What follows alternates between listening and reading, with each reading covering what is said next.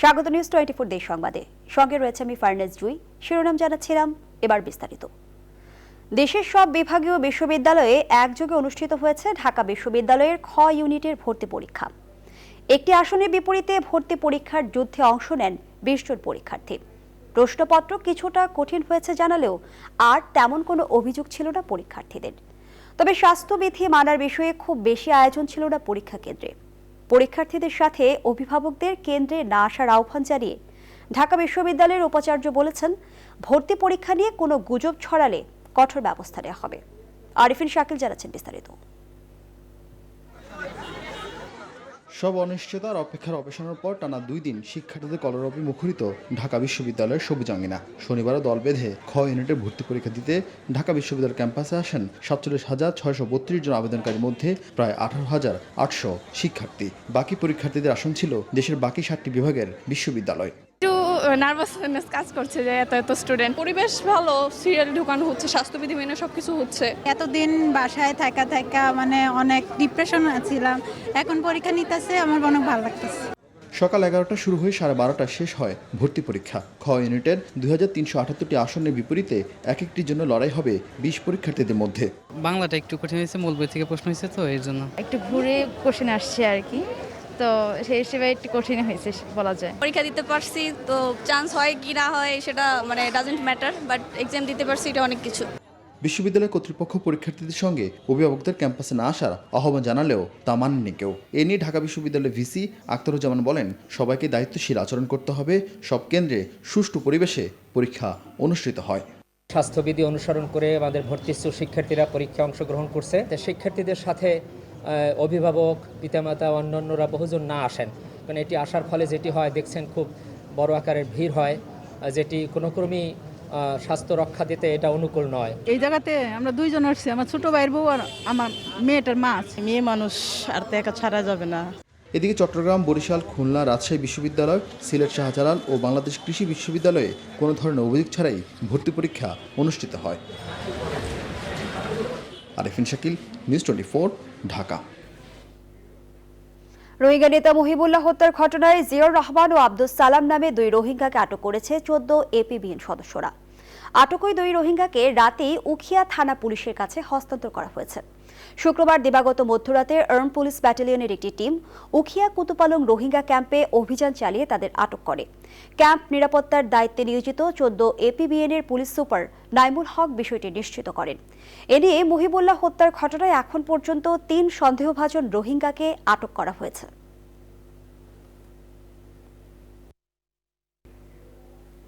মিয়ানমারে ফিরতে যাওয়ার কারণে শীর্ষ রোহিঙ্গা নেতা মহিবুল্লাহ হত্যাকাণ্ডের শিকার হয়েছেন বলে মন্তব্য করেছেন পররাষ্ট্রমন্ত্রী একে আব্দুল মোমেন। গতকাল শুক্রবার রাতে যুক্তরাষ্ট্র থেকে ফিরে গণমাধ্যমে দেয়া এক প্রতিক্রিয়ায় এসব কথা বলেন তিনি। একে আব্দুল মোমেন বলেন, রোহিঙ্গা নেতা মহিবুল্লাহর হত্যাকারীদের অবশ্যই বিচারের মুখোমুখি করা হবে। তিনি নিজ দেশ মিয়ানমারে ফিরে যেতে চেয়েছিলেন, এ কারণেই কিছু স্বার্থান্বেষী মহল তাকে হত্যা করেছে। এ হত্যাকাণ্ডে জড়িত ব্যক্তিদের বিরুদ্ধে কঠোর ব্যবস্থা নেবে সরকার, কাউকে ছাড় দেওয়া হবে না বলেও জানান তিনি। জলে, স্থলে, আকাশপথে মাদকের চালান ঢুকছে নানা উপায়ে। মিয়ানমার থেকে সীমান্ত দিয়ে কৌশলে বাংলাদেশে আসছে ইয়াবা, আইস, গাঁজা সহ ভয়ঙ্কর সব মাদক। অধিক লাভের আশায় ইয়াবা কারবারিরা মাদক সেবীদের হাতে পৌঁছে দিচ্ছে। পরিসংখ্যান বলছে 6 বছরে 2,80,00,000-এরও অধিক মাদক উদ্ধার করেছে কোস্টগার্ড বাহিনী। লিটন বাবুর ক্যামেরায় বিস্তারিত জানাচ্ছেন মৌ খন্দকার। ইয়াবা এক মরণ নেশা। 1997 সালে ইয়াবার আবির্ভাব হলেও পার্শ্ববর্তী দেশ মিয়ানমার থেকে 2003 সালে প্রথম ইয়াবা ঢোকে বাংলাদেশে। দেশে মাদক প্রবেশে প্রতিনিয়তই নতুন এবং অভিনব কৌশল ব্যবহার করছেন মাদক ব্যবসায়ীরা। কোস্টগার্ড, বিজিবি সহ আইন শৃঙ্খলা রক্ষাকারী বাহিনীর সঙ্গে সমন্বয় করে সারা দেশে মাদক বিরোধী অভিযান আরও জোরদার করা হয়েছে। সম্প্রতি ইয়াবা, গাঁজা, ফেন্সিডিল সহ বিপুল সংখ্যক মাদক উদ্ধার ও জব্দ করা হয়। 2016-তে যেখানে ছিল 58,96,559, 2017-তে কমে আসে 31,48,000।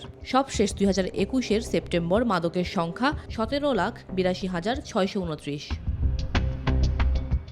নৌ ও সড়ক পথে এসব মাদক দেশের প্রত্যন্ত অঞ্চল পর্যন্তও চলে যাচ্ছে। বিশেষ করে টেকনাফের 4 পয়েন্ট দিয়ে বেশি ইয়াবা আসছে।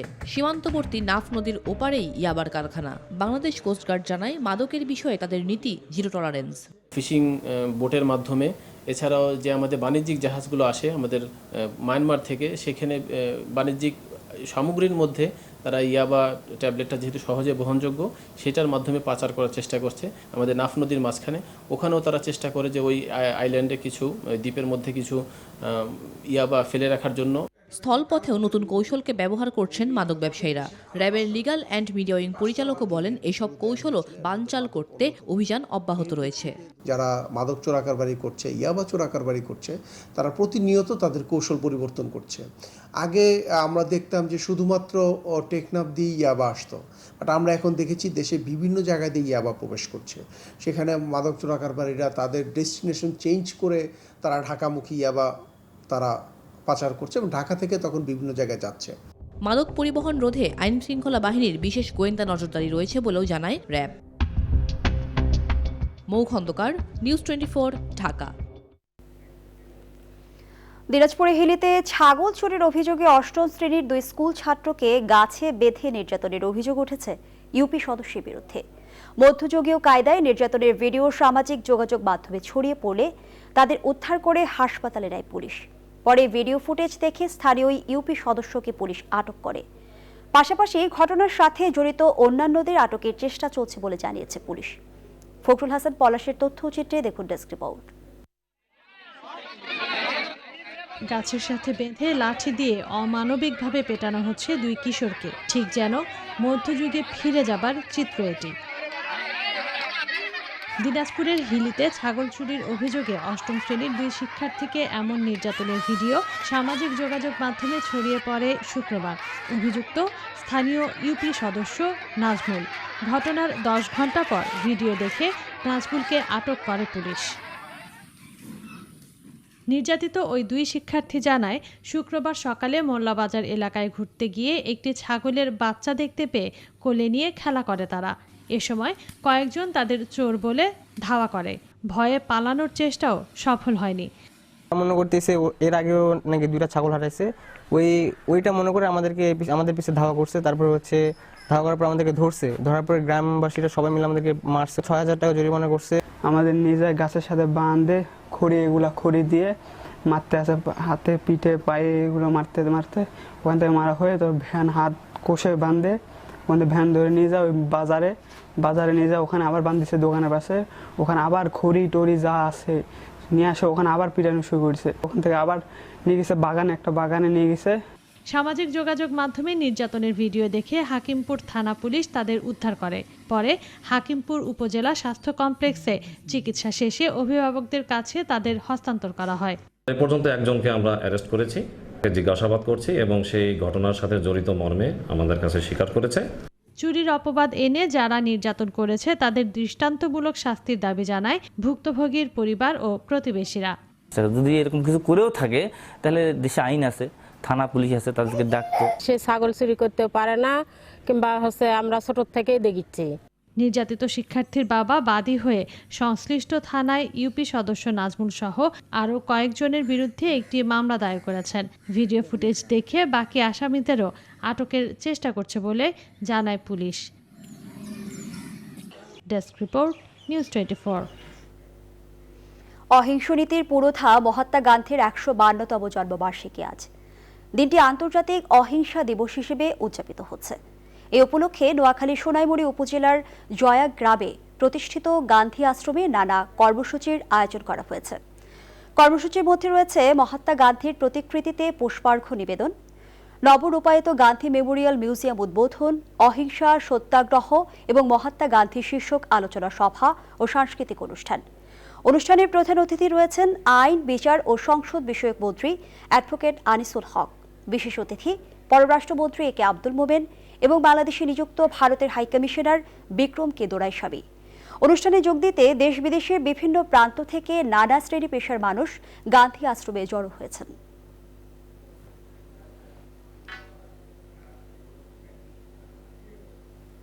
অহিংস নীতির পুরোধা মহাত্মা গান্ধীর ১৫২তম জন্মবার্ষিকী উপলক্ষে নোয়াখালীর সোনাইমুড়ি উপজেলার জয়াগ্রামে গান্ধী আশ্রমে নানা কর্মসূচির আয়োজন করা হয়েছে। বিস্তারিত জানাতে এখন সোনাইমুড়ির জয়াগ্রামের গান্ধী আশ্রম থেকে যুক্ত হচ্ছেন সহকর্মী আকবর হোসেন সোহাগ। সোহাগ, গান্ধী আশ্রমে অনুষ্ঠানের সবশেষ খবর আমাদের জানাবেন।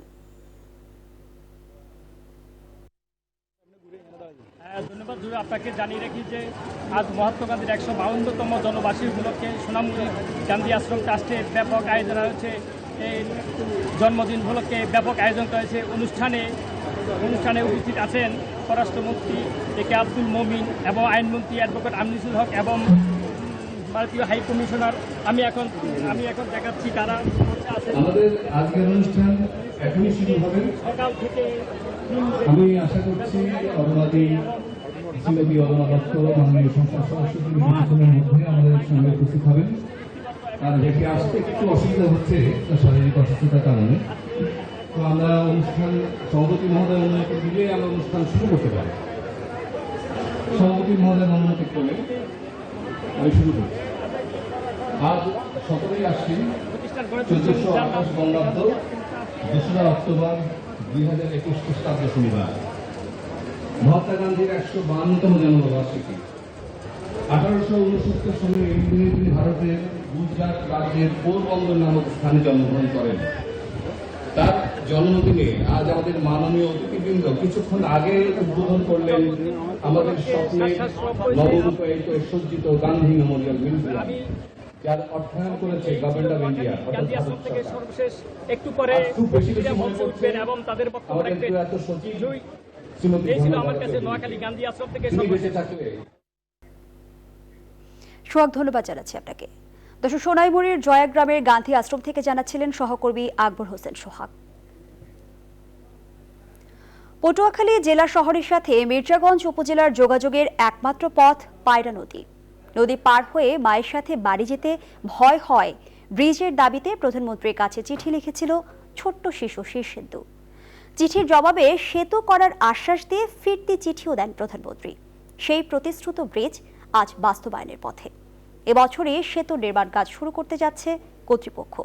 সঞ্জয় কুমার দাসের তথ্যচিত্রে দেখুন ডেস্ক রিপোর্ট। তখন ২০১৬ সাল। পটুয়াখালী মির্জাগঞ্জ সড়কের পায়রা নদী পার হয়ে মায়ের সাথে বাড়ি যেতে ভয় পায় শিশু শীর্ষেন্দু। তাই ওই সড়কের পায়রা নদীর পায়রাকুঞ্জ মনোহরখালী এলাকায় সেতু নির্মাণের দাবিতে প্রধানমন্ত্রীর কাছে চিঠি লিখেছিল সে। তার চিঠির জবাবে সেতু নির্মাণের আশ্বাস দেন প্রধানমন্ত্রী। সেদিনের সেই ছোট্ট শিশু এখন সরকারি যুবলী উচ্চ বিদ্যালয়ের ৯ম শ্রেণীর ছাত্র। তাকে দেয়া প্রতিশ্রুতি সেই সেতুটির কাজ শিগগিরই শুরু হতে যাচ্ছে। এতে আনন্দিত স্কুল ছাত্র শীর্ষেন্দু বিশ্বাস। মাননীয় প্রধানমন্ত্রীর নিকট পায়রা নদীতে একটি ব্রিজের জন্য আবেদন করেছিলাম, তো সেটার প্রেক্ষিতে আজকে মাননীয় প্রধানমন্ত্রী এটি বাস্তবায়িত করতে যাচ্ছে। এটা বাস্তবায়নের ফলে আমি খুবই আনন্দিত এবং পটুয়াখালীবাসী খুবই আনন্দিত। সেতুটি নির্মিত হলে স্থানীয়দের চলাচল যেমন ফেরি কিংবা ট্রলারের জন্য ঘন্টার পর ঘন্টা অপেক্ষা করতে হবে না, তেমনি জীবন ও জীবিকায়ও আসবে ইতিবাচক পরিবর্তন, এমনটাই মনে করেন স্থানীয়রা। অনেক মুমূর্ষু রোগী থাকে, তারা সচরাচর এখানে খাওয়া পায় না, এখানে পারাপারের যথেষ্ট সমস্যা। যদি ব্রিজটা হয় তাহলে মানুষের যে কত উপকার হবে তা আসলে এটা বলে শেষ করা যায় না। প্রধানমন্ত্রীকে আমরা অনেক ধন্যবাদ জানাই। বুধবার সেতু নির্মাণ এলাকা পরিদর্শন করেন বাংলাদেশ সেতু কর্তৃপক্ষের নির্বাহী পরিচালক। আমাদের জমি অধিগ্রহণ থেকে শুরু করে অন্যান্য কার্যক্রম চলমান আছে এবং এটার জন্য বাজেটও বরাদ্দ আছে। টেন্ডার মূল্যায়ন হয়ে গেলে আমরা ঠিকাদার নিয়োগ করে ফেলব। ২০২০ সালে মার্চে একনেক সভায় সেতু নির্মাণের ডিপিপি অনুমোদিত হয়। সম্পূর্ণ দেশীয় অর্থায়নে ২০২৫ সালের মধ্যে এর নির্মাণ কাজ শেষ হবে বলে আশা সেতু কর্তৃপক্ষের। Desk report, news 24। সেতু আছে, সড়ক নেই, ফলে সেতুটি ব্যবহার করতে পারছে না স্থানীয়রা।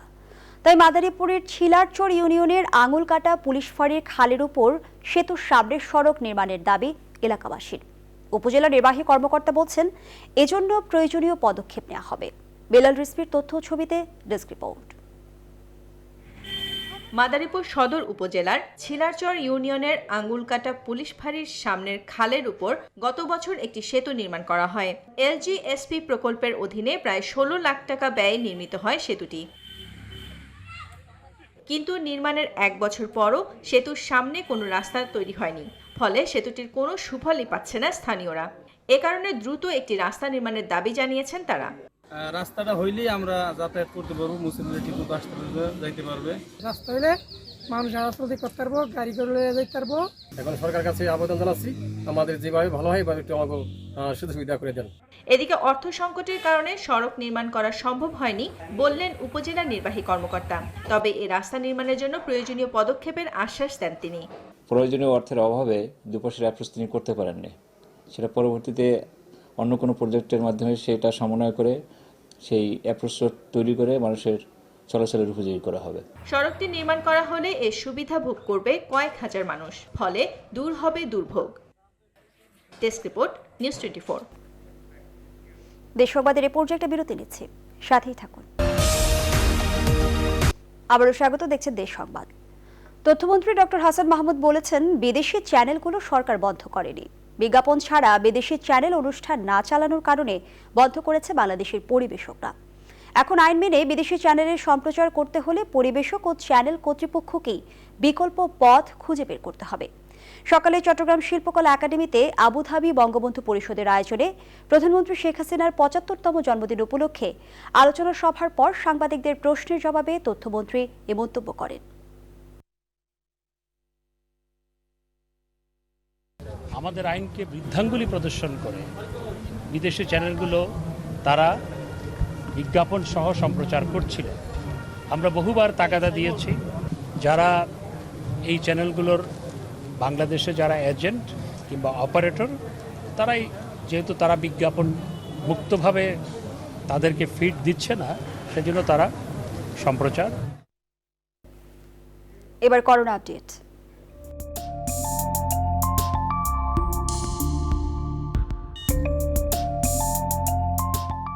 কাপটা ভালো করে ধুয়ে এক কাপ চা। কাপ তো ভালো করে ধুইতেছি, তো আপনি হাতটা ধুবেন না? চাচা মাস্কটা ঠিক করে পড়েন। মাছ পয়লা চা খামু কেমনে? খাওয়ার আগে নামাইবেন, খাওয়ার পরে উঠাইবেন। নিয়ম মাইনা সবাই একসাথে করোনা ঠেকাই। গত 24 ঘন্টায় আগের দিনের চেয়ে করোনায় মৃত্যু ও শনাক্ত দুটোই কমেছে। বিভিন্ন জেলায় এখন পর্যন্ত মারা গেছে 17 জন। এর মধ্যে ময়মনসিংহে 8, কুষ্টিয়ায় 4 জন। গতকাল পর্যন্ত সারা দেশে মোট মারা গেছে ২৭,৫৩১ জন। মোট শনাক্ত হলেন ১৫,৫৬,৭৫৮ জন। 24 ঘন্টায় করোনা থেকে সুস্থ হয়েছেন ৯৬০ জন। তাদের নিয়ে মোট সুস্থ হলেন ১৫,১৬,৯০১ জন।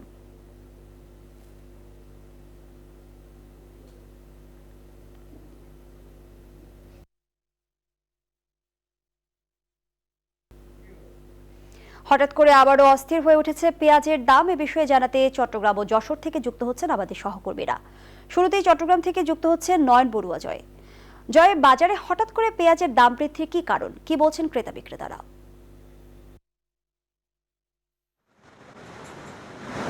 ধন্যবাদ জুই আপনাকে। আপনি যথার্থই বলছেন যে ভারতে পেঁয়াজের দাম অনেকটা বেড়েছে, এরকম অজুহাত দেখিয়ে চট্টগ্রামের মুখ্যপণ্যের বড় বাজার বলা যায় খাতুনগঞ্জের পাইকারি বাজারকে, সেই বাজারগুলোতে কিন্তু আসলে আমরা দেখছি পেঁয়াজের সংকট কিন্তু তারা দেখানো হচ্ছে। প্রতিবারে আমরা দেখি ভারতে একটু বাড়লেই কয়েক গুণ বেড়ে যায় কিন্তু আসলে দেশের বিভিন্ন পাইকারি বাজারগুলোতে। এবারে তার কোনো ব্যতিক্রম আমরা দেখছি না, যেখানে কয়েকদিন আগে আমরা দেখেছি যে ভারত থেকে আমদানি করা যে পেঁয়াজ আপনি অবশ্যই দেখতে পাচ্ছেন, সেই পেঁয়াজ কিন্তু তারা ৩৬ থেকে ৩৭ টাকা পর্যন্ত তারা কেজিতে বিক্রি করছিল পাইকারিভাবে।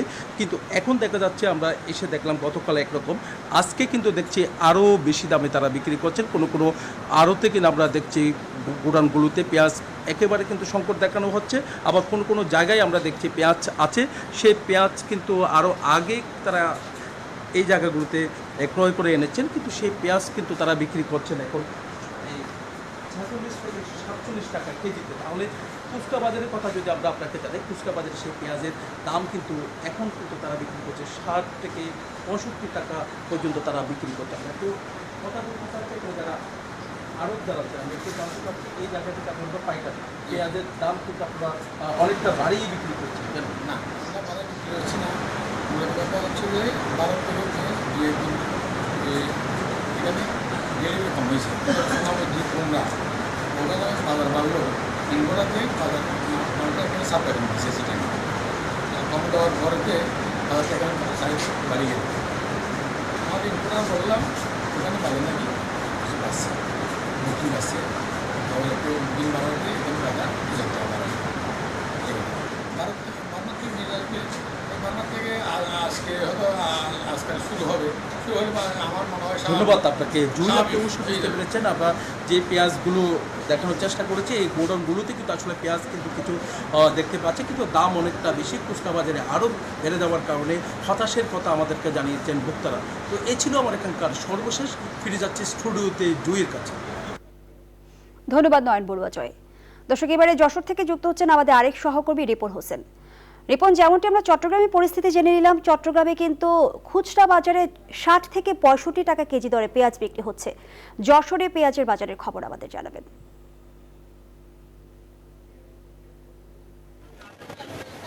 ধন্যবাদ আপনাকে। যশোরে কেজি প্রতি 10 থেকে 12 টাকা বৃদ্ধি পেয়েছে।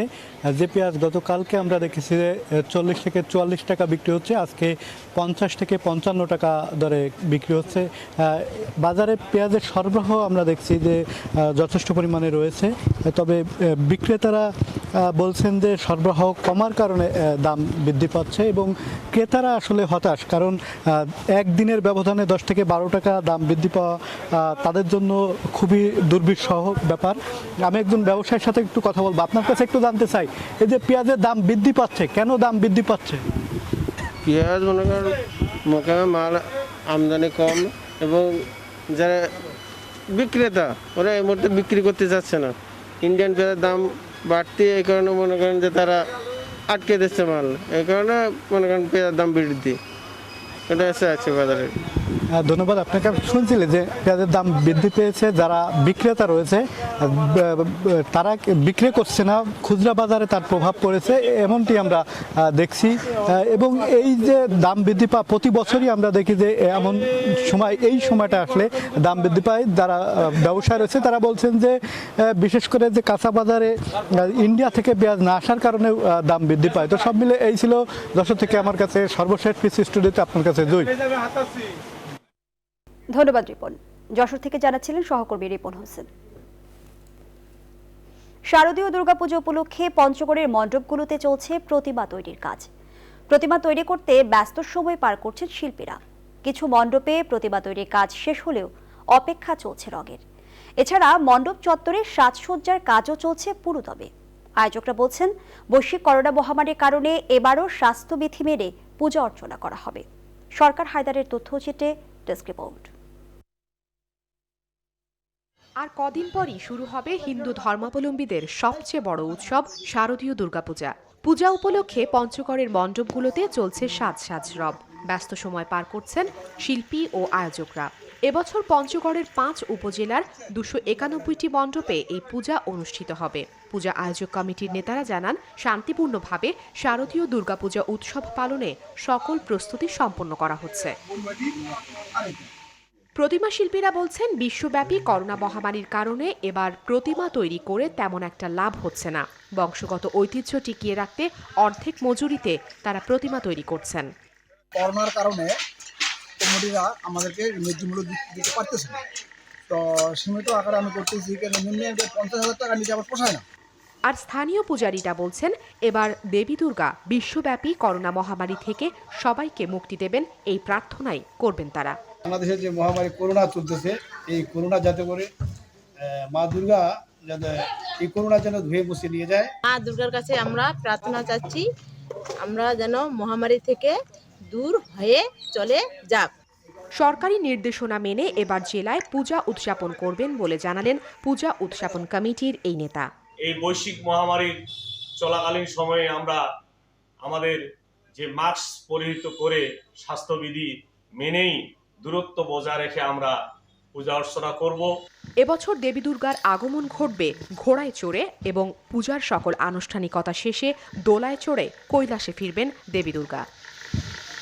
Desk report, news 24। দেশ সংবাদের এ পর্যায়ে আবারও বিরতি নিচ্ছে, সঙ্গেই থাকুন। স্বাগত আরেকবার দেশ সংবাদে। কিশোরগঞ্জের ভৈরবে চট্টগ্রামগামী নাসিরাবাদ এক্সপ্রেস ট্রেনের একটি বগি লাঞ্ছিত হয়। ভৈরব ময়মনসিংহ রুটে ট্রেন চলাচল বন্ধ রয়েছে। দুপুর 1:30টার দিকে ভৈরব রেল স্টেশনের আউটারে তাতারকান্দি এলাকায় এ দুর্ঘটনা ঘটে। রেল কর্তৃপক্ষ জানায় সকাল 7:20 নাসিরাবাদ নামে একটি মেল ট্রেন ময়মনসিংহ থেকে ছেড়ে চট্টগ্রামে যায়। দুপুর 1:30টার দিকে ট্রেনটি ভৈরব স্টেশনে প্রবেশের সময় আউটার পয়েন্টে তাতারকান্দি এলাকায় একটি বগির 4টি চাকা লাইনচ্যুত হয়। এতে ভৈরব ময়মনসিংহ রুটে ট্রেন চলাচল বন্ধ হয়ে যায়, তবে কেউ হতাহত হয়নি। খবর পেয়ে আখাউড়া থেকে একটি রিলিফ ট্রেন ঘটনাস্থলে এসে কাজ শুরু করেছে।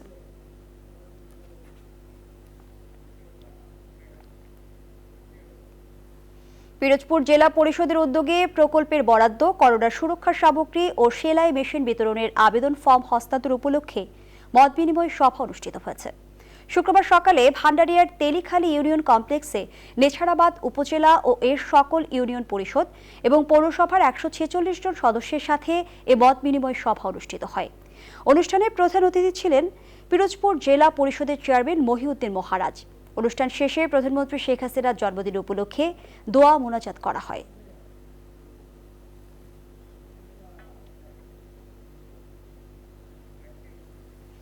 ইলিশের শেষ মৌসুমে চট্টগ্রামের কর্ণফুলী নদীর পাড়ে নোনা ইলিশ তৈরির উৎসব। স্বাদে অনন্য নোনা ইলিশ, তাই চট্টগ্রামের নোনা ইলিশ যাচ্ছে দেশের বিভিন্ন প্রান্তে। কয়েক বছরের তুলনায় এবছর দাম বেশি পাওয়ায় খুশি উৎপাদনকারী কিংবা বিক্রেতারা। ক্রেতারা বলছেন নোনা ইলিশ সবার পছন্দ, তাই বেড়েছে দামও। নয়ন বড়ুয়া জয়ের তথ্যচিত্রে ডেস্ক রিপোর্ট।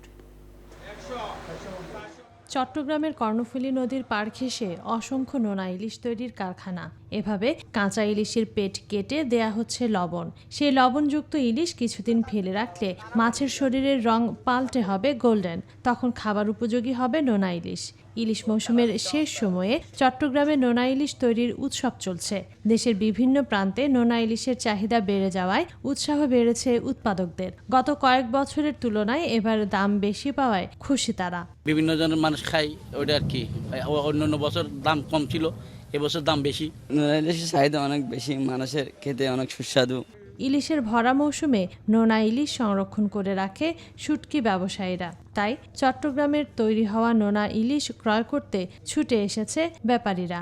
এখানে দাম হচ্ছে, আমি কিনে নিয়েছি 7,000 টাকা মূল, ওখানে বেচা যায় 8,000 টাকা বা 8,500 টাকা এরকম বেচা যায় আর কি। রসনাপ্রিয় বাঙালির পাতে এখন নোনা ইলিশ বিশেষ স্থান করে নিয়েছে। কুমড়ো বা লাউ পাতা দিয়ে নোনা ইলিশের টুকরো মুড়িয়ে ভাজি করে খান অনেকে। আবার নোনা ইলিশ ভুনা বা বিভিন্ন সবজি দিয়েও এই ইলিশের তরকারি রান্না করা যায়। লবণ দিয়ে সংরক্ষণ করা 1 কেজি ইলিশ বিক্রি হয় 800 থেকে 1000 টাকা পর্যন্ত। দাম বেশি হওয়ায় হতাশ ক্রেতারা। যেমন ইলিশের দাম তেমনি নোনা ইলিশের দাম অনেক বেশি। আর এখন তো অনেক দাম বেশি, এখন তো সবাই খাইতে পারছে না। তবে সাগরে ইলিশের উৎপাদন আরও বাড়লে নোনা ইলিশ বিদেশেও রপ্তানি করা সম্ভব বললেন মৎস্য বিশেষজ্ঞরা। Desk report, news 24। দেশ সংবাদের এ পর্যায়ে আরও একটা বিরতি দিচ্ছি, সঙ্গেই থাকুন। আবারও স্বাগত দেশ সংবাদে।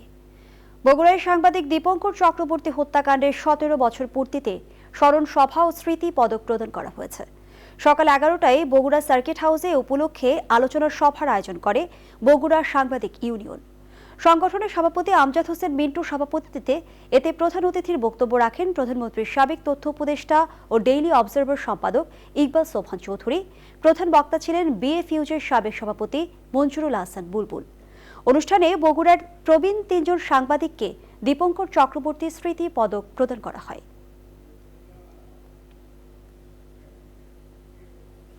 বগুড়ায় একই জমিতে একাধিক ফসল চাষ করছেন এক কৃষক, বেশ লাভবান হচ্ছেন তিনি। আর এতে অনেকেই উদ্বুদ্ধ হচ্ছেন মিশ্র ফসল চাষে। স্বল্প খরচ আর কম পরিশ্রমে ভালো ফলন পেয়ে খুশি কৃষকরা। আব্দুল সালাম বাবুর তথ্যচিত্রে দেখুন ডেস্ক রিপোর্ট।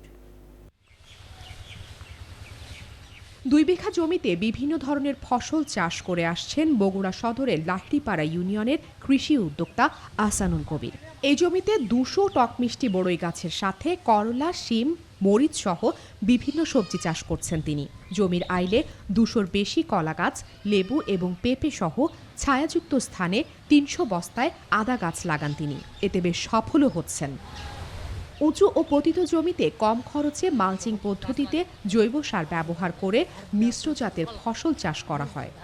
জানান 1.25 লাখ টাকা খরচ করে 5 লাখ টাকারও বেশি ফসল বিক্রি হতে পারে গোটা বছর জুড়ে। জমির সর্বোচ্চ ব্যবহারের লক্ষ্যেই এই জমিতে বিভিন্ন ধরনের ফসল ফলানো হচ্ছে বলেও উল্লেখ করেন। বড়ই আছে, শশা আছে, মরিচ আছে, সিম আছে, একই জমিতে কিন্তু একসঙ্গে হচ্ছে। বাগান দেখে খুব খুশি হয়েছি। এটা এই বাগান ইনকে আমরাও করতে চাই। এক জমিতে একের অধিক ফসল ফলান যাচ্ছে, এতে লাভের পরিমাণটা একটু বেশি হচ্ছে। সামনে বছর আমরা আরও ইনশাল্লাহ আরও বেশি জমিতে করার চেষ্টা করব।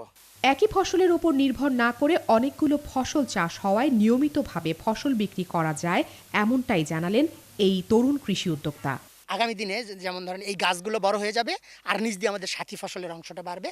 আবার মাচাই বিভিন্ন ধরনের সারা বছর মাচাই প্রায় 3টা থেকে 4টা ফসল করা যায়, যার ফলে কৃষকের এই যে সারা বছরের 3টার ফসল যেটা হচ্ছে 2 মাস পর পর আসবে, এরকম না আসে দেখা যায় যে প্রত্যেক মাসেই কোনো না কোনো ফসল আমাদের থাকে। অনেক চাষি এ কাজে আগ্রহী হওয়ায় চাষের জমি আরও বাড়বে বলে আশা কৃষি কর্মকর্তার। একজনের দেখা দিয়ে পার্শ্ববর্তী কৃষকরা উদ্বুদ্ধ হচ্ছে এবং এই আশা করছি পুরো বগুড়া জেলায় এই ব্যবহারটা বাড়বে এবং এর দেখা দিয়ে বগুড়া একটা মডেল হবে। বগুড়া জেলায় 2 মৌসুমে 18,000 হেক্টর জমিতে 40 প্রকার সবজি চাষ হয়। এর মধ্যে 2,200 হেক্টর জমিতে মিশ্র জাতের ফসল চাষ হচ্ছে।